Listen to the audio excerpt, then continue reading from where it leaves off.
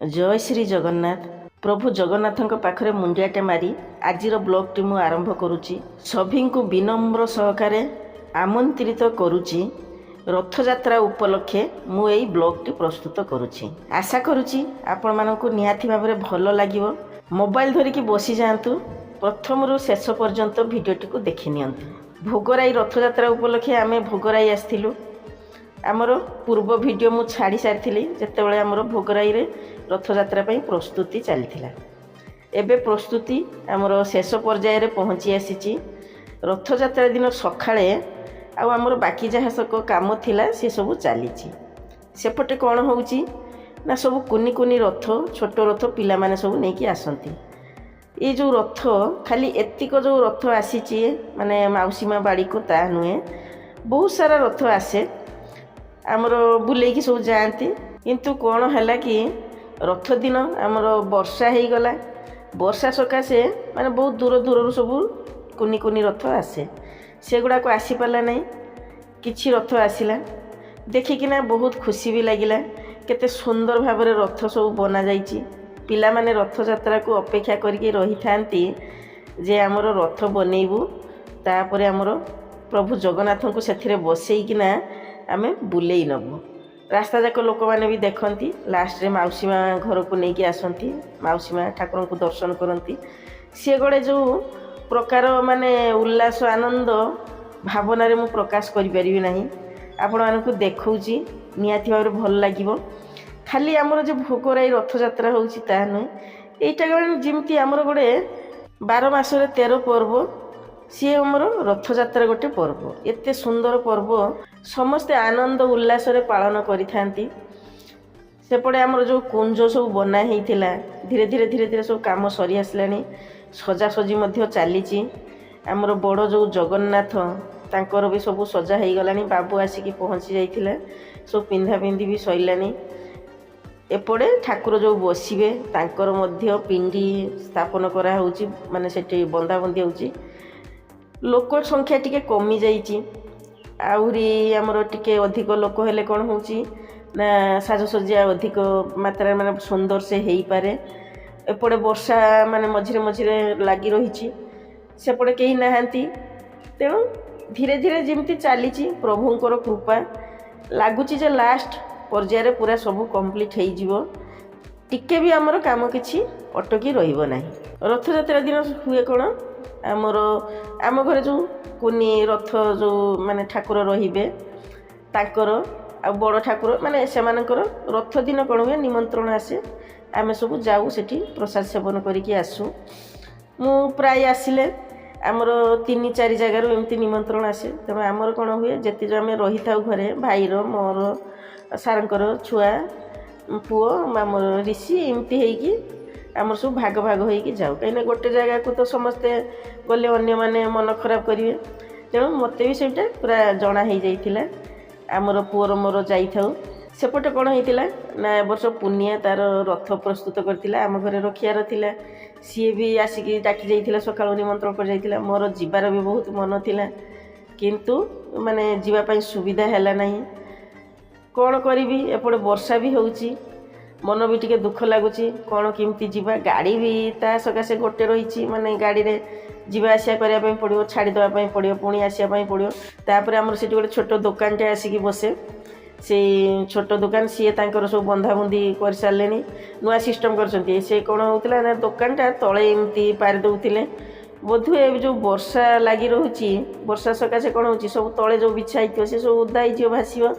तेणु बिक्री करने भी असुविधा। लोक मैंने भी कौन हुए ना जिते जिनपतर किणती नईकिना किणती।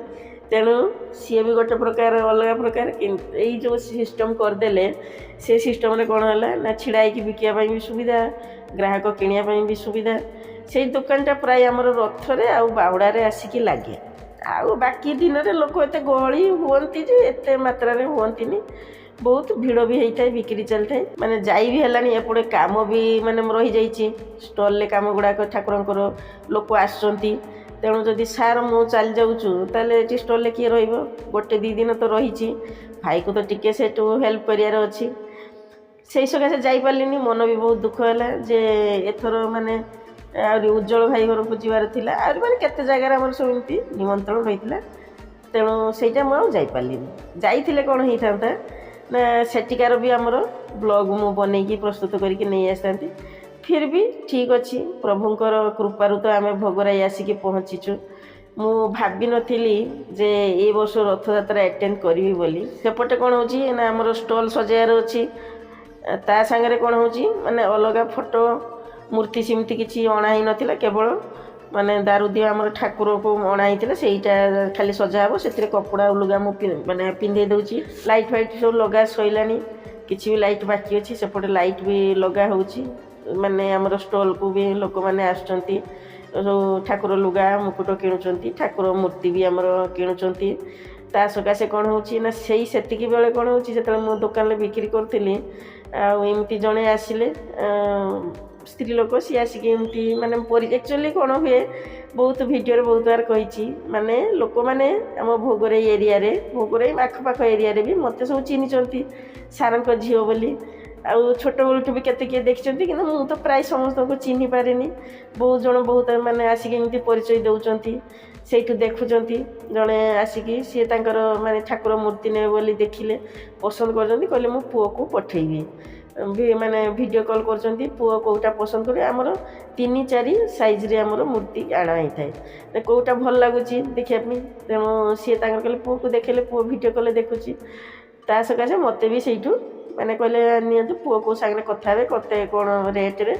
ଆଉ ପୁଅ ଦେଖି କହିଲା ଆଉ ଦିଦି, ଆଉ ମୁଁ ଆପଣଙ୍କର ଜଣେ ସବସ୍କ୍ରାଇବର୍, ଆଉ ମୁଁ କହିଲି କେଉଁଠି ରହୁଛି ନା ମୁଁ ଦିଲ୍ଲୀରେ ରହୁଛି। ଶୁଣିକି ବି ତ ଖୁସି ବି ଲାଗିଲା। ମାନେ ମୋର ବି ଏମିତି ମାନେ ବହୁତ ଆଡ଼େ ବି ଅଛନ୍ତି ସବସ୍କ୍ରାଇବର୍, ମାନେ ଭାଇ ଭଉଣୀ, ପିଲାମାନେ, ବଡ଼ମାନେ ସମସ୍ତେ ଅଛନ୍ତି, ଦେଖୁଛନ୍ତି ଭିଡ଼ିଓ। ତେଣୁ ମୁଁ କହେ ଯେ ମୋର ମାନେ କ'ଣ ହେଉଛି, ଭିଡ଼ିଓ ଛାଡ଼ିଲେ ଟିକେ ଡିଲେ ତ ହେଇଯାଏ ସବୁଥିରେ। ପୁଅ ବି ବାରମ୍ବାର କହେ ମାମା କାହିଁକି ଆଉ ଏତେବେଳେ ଛାଡ଼ୁଛ, କ'ଣ କରୁଛ। ମୁଁ ତ ପ୍ରାୟ ଏକୁଟିଆ ସବୁ କିଛି କରୁଛି, ଆଉ ସବୁ ମ୍ୟାନେଜ୍ କରି ଆସି ଭିଡ଼ିଓ ବନେଇ ଛାଡ଼ିଲା ବେଳକୁ ଡିଲେ ହେଉଛି। ଫିର୍ ବି କିଛି ଜଣ ଅନେଇକି ରହିଥାନ୍ତି, କିଛି ଜଣ ଚାହୁଁଛନ୍ତି ଯେ ନାଇଁ ସୀମା ତୁମେ ଭିଡ଼ିଓ ବନାଅ, ଆମେ ଦେଖିବୁ। ରାତି ହେଇସାରିଲାଣି, ରଥ ସବୁ ଆଗମନ ହେଇଗଲେଣି।